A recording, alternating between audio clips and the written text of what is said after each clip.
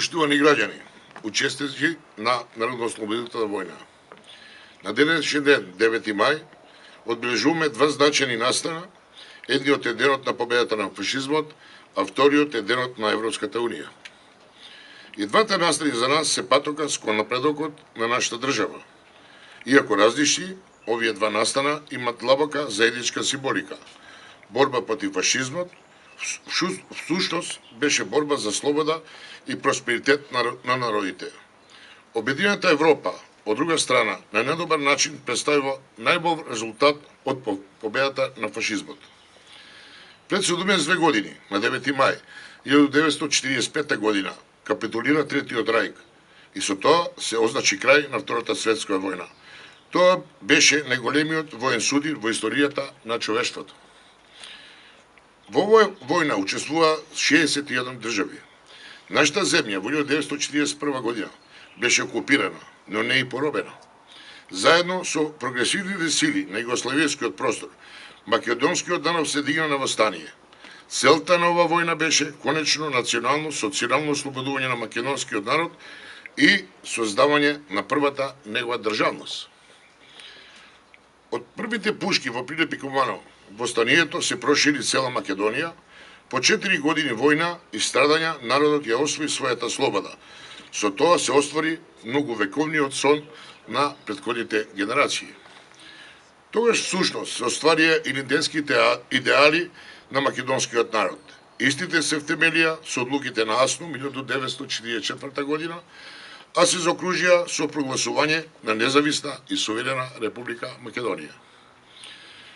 Учеството на борбеното Куманово во тој историски период е од големо значење. Тоа е нешто што и денес не потикнува да истрајаме во напорите за заживување на слободата за праведно и современо општество.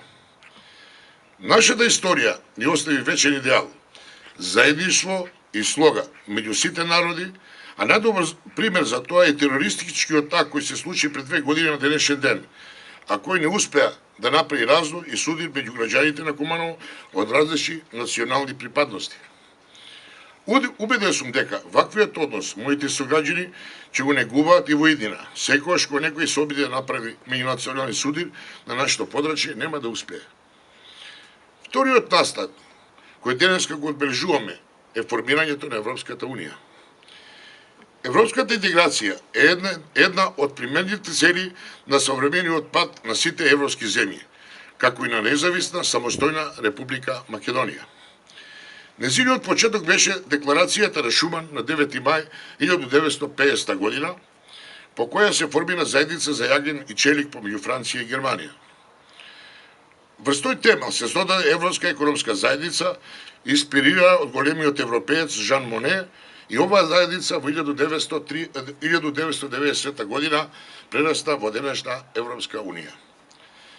Европската Унија, која брои 28 членки, денеска гради механизам на трајно одржлив мир, напредок и просперитет на сите европски народи.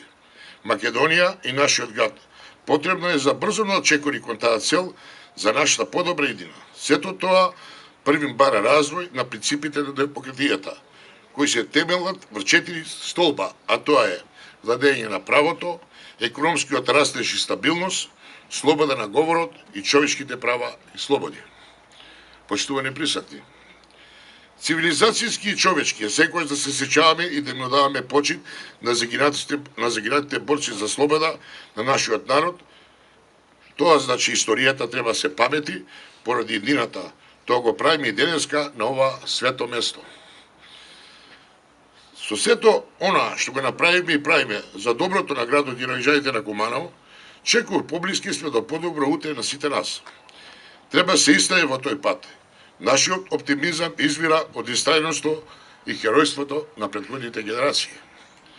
Наместо оружје, нашето средство за напредок денеска е знаењето, демократијата, борбата за правна држава, подобра економија, подобар стандард и намалување на сиромаштијата и невработеноста. И целта на сето ова е интегрирање во развиениот свет, каде сите ние гледаме нашата поубава иднина. Овој 9 мај символизира и означува уште една голема победа на Македонија во однос на децилетското владење на диктатурата. Денеска дефинитивно капитулира диктатура во Македонија. Нека ни е честит денот, 9 мај, победа на фашизмот, да ни е жива и здрава Македонија.